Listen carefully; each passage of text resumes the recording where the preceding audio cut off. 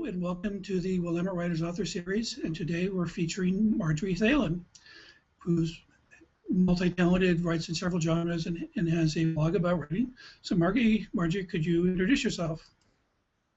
Yes, I am, as you say, Marjorie Thelen, and I write lighthearted romantic mysteries and science fiction. And I live in Burns, Oregon. My husband and I retired to Burns, Oregon from the East Coast about 6 years ago. And I started my writing career probably in the late 80s. I worked for years in corporate America in marketing, sales, and finance. But I had this desire to explore creativity, and for me that was in writing. So about 15 years ago, I got serious about writing, and I started finishing books. So I see from looking at your website that did you start with mysteries, romance, or because I see you also write science fiction. You have some work coming out soon. But I like mysteries, I read mysteries, and so I decided to try to do like more romantic suspense, and that evolved into mystery, but I write cross-genre. And so I tried for years to get published, and the New York publishing gods didn't want my books. So because I'm writing, I don't fit on a bookshelf, if you know what I'm saying. Yeah, that is, yeah, for New York people, that's, yeah. And I think some people don't understand that. They think if you write, something that's both science fiction and, cozy, to New York people, that means it doesn't have a place on a bookshelf. But you said you've had a background in marketing. Have you used that, in how you promote your work? But I think there's a lot of hype in the marketplace these days, in particular. I do have a platform. I have the website, I have an author page on Facebook, I have the author page on Amazon, I'm on the author page on Goodreads. The main marketing strategy is write more books. And I've heard this over and over again from other writers. So I write more books. Yeah, I'm in a Kindle, area where people get it, and that's the number one thing I tell people. If you want to increase your sales, write another book, have a series, or just, have something more out there. Yeah, I think it's really important to have a body of work. If you're writing, particularly in commercial fiction, I think literary fiction is a little bit different. I'm not in that market. I don't write literary fiction. But I think you've got to have a body of work. If you look at writers like Robert Parker or Tony Hillerman, they have a body of work. So you read one book and you want to read, if you like the author, you read more. Now, in terms of the craft of writing, do you have a process you use to write, say, a romance novel or a mystery or science fiction? Do you start with an idea and develop it? Or are you someone that outlines? So, with these different genres, do you use the same process or a different process? I tried to outline a book one time. Everybody says, "Oh, you got to outline a book," and I wrote about 50 pages of this historical fiction, and I said, "Okay, I'm gonna outline this," and I outlined it, and at the end of it, I said, "This is really a stupid book," and I never went back to it. I can't do that. I also read theoretical physics books, and I knew that I wanted to have a group of physicists in a book. And so I came up with the idea that there would be this top secret physics conference in Bryce Canyon National Park at a very remote backpack site.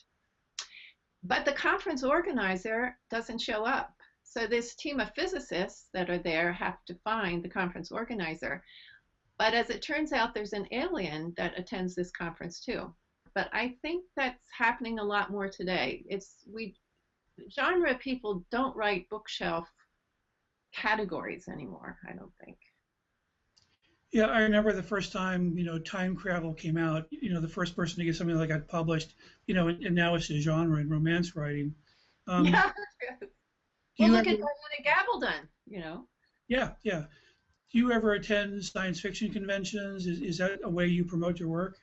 No, I don't. I read science fiction a lot when I was a child, in high school and college. I don't read science fiction now, mainly because it's too dark. It tends to be militaristic. I start with an idea like the first. I have a series of three books that I'm writing science fiction, but it's very spoofy. It's more like a Hitchhiker's Guide to the Galaxy. Mhm. So that's where I am, and that's where I start with an idea like what the idea interests me. What is reality? So in my reality, there's good aliens. There's people that are kind of looking out for us, but they're kind of goofy. They don't quite get it right all the time.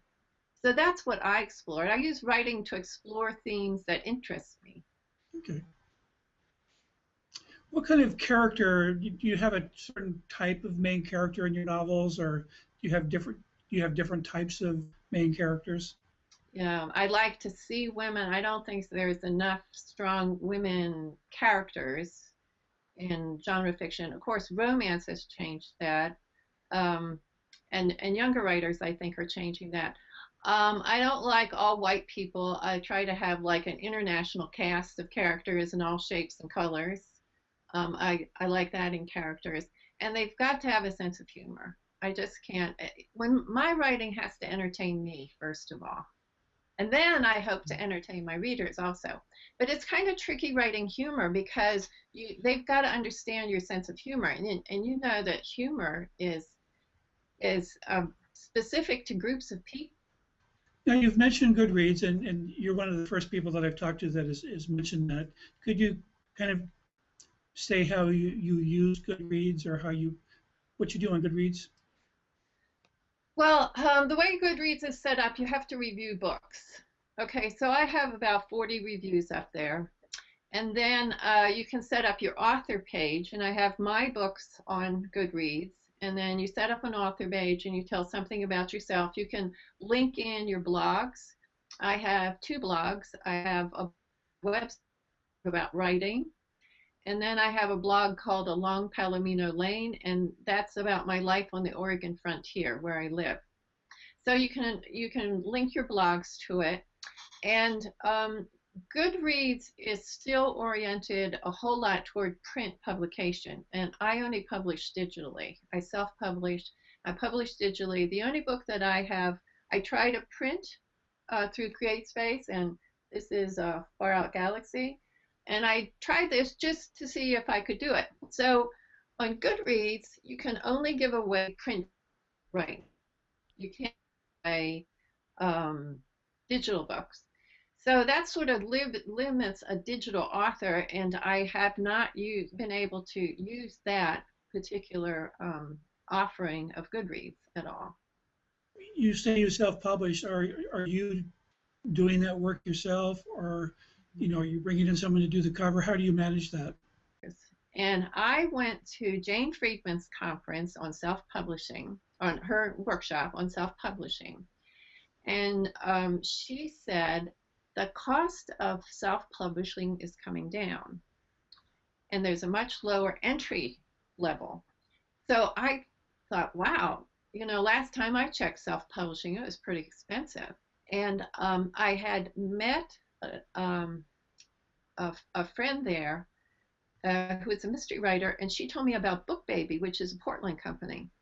And so I talked to BookBaby, and they're what's called an aggregator. So they charge you upfront for their service, and then they do the conversion of your book to software publishing software, and then they also can design your book cover. So I used them on the first three books, but then I figured out that I could do it myself.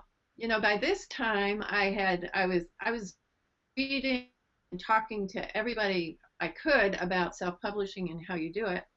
Found another friend who publishes romance, and she said, "Oh yeah, you can do it yourself." And she has like these guidelines. And so Kindle Direct Publishing also does. So since then, I've published my books myself on Kindle Direct Publishing, and it doesn't, if you know how to do it, it doesn't cost you anything. The majority of your sales is going to come through Amazon. Amazon is a really good deal for self-publishers right now because the percentage that you can earn and the programs they have available. So I have now taken my books off of all other sites, all other distribution sites online, and I only sell through Amazon. Could you just explain to folks, briefly what Kindle Select is? Kindle Select means that you can offer your books up to 7 days, I think it is, free, if you want to do that. You can put it in another program they have that you can discount the price, like from 5 to 7 days, and it can go like from $4.99 down to 99 cents, and you can be in their lending library, and you get a percentage of that every month if your book is taken out of the library. The one they installed most recently is Kindle Unlimited, and they have a program. Reader pays $9.99 a month, and they can take unlimited books out of about 600,000 books. Mm. So that and that you get a percentage on. So there are certain advantages to that. Okay, well let's close up now. And so, could you give people information about, your website, your blog, like like addresses that they can find you at? Okay, my main platform is my website, and that's marjoriethelen.com. I have author page on Facebook. You can find me through Marjorie Thelen, author, I think it is. My Twitter handle is Windybird, and the other one is I'm on Google Plus also. And Google Plus interests me, I think, the most because of the circles that you can establish. Okay, well, I appreciate taking the time, and I'm going to download some of your books, and I'm interested in seeing your science fiction. So I appreciate your spending the time with me today. Thank you very much, Bill, for the opportunity.